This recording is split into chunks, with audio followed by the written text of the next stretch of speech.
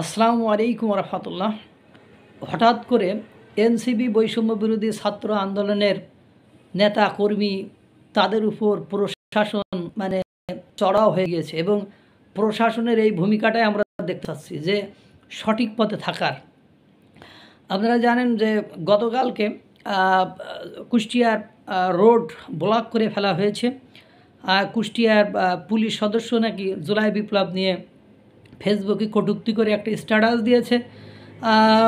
এখন এই জন্য কুষ্টিয়ার রোড ব্লক করেছে। পরবর্তীতে প্রশাসন নাকি আশ্বস্ত করেছে তাকে স্থায়ীভাবে বরখাস্ত করা হবে, তার বিরুদ্ধে ব্যবস্থা নেওয়া হবে। তারপরে তারা সেই রোড থেকে সরে গিয়েছে, আগুন টাগুন জ্বালিয়ে দিয়েছিল ইত্যাদি ইত্যাদি। এর পাশে দেখেন এই একটা ঘটনা। এরপরে আপনার পটুয়াতে আপনার পুলিশের আওয়ামী লীগ ছাত্রলীগের এক নেতাকে ধরে নিয়ে আপনার পুলিশের কাছে দিয়েছিল। পুলিশ বলছে তার নামে তো মামলা নেই, তাকে কেন আটক রাখবো। তখন এনসিপি এবং বৈষম্য বিরোধী ছাত্র আন্দোলনের নেতাকর্মীরা ওই ওসিকে নাকি আবাল তাবাল বলেছে। পরে ওসি নাকি তাদেরকে গালিগালাজ করার পরে তাদেরা দুই পক্ষের মধ্যে উত্তেজনা সৃষ্টি হয়। পুলিশ প্রশাসন তাদেরকে গণপিটুনি দিয়ে ইচ্ছা মতো পিটিয়ে ছালমাল তুলে 20 জনকে হাসপাতালে পাঠিয়ে দিয়েছে। এ হলো অবস্থা। এরপরে আপনারা জানেন যে গতকালকে ইনকলাব মঞ্চ তারা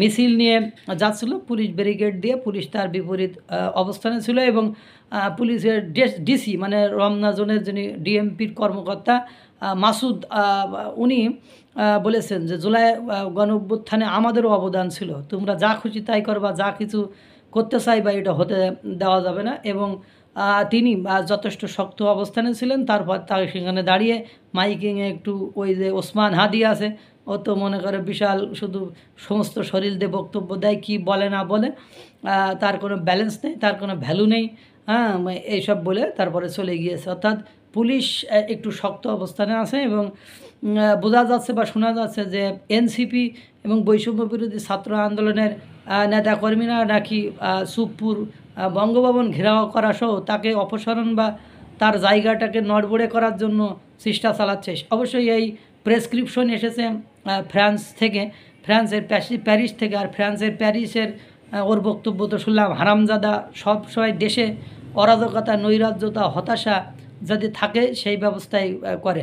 হারামজাদারে আমরা বলি যে দেশে আয় দেশে আয়, তা হারামজাদা তো দেশে আসে না।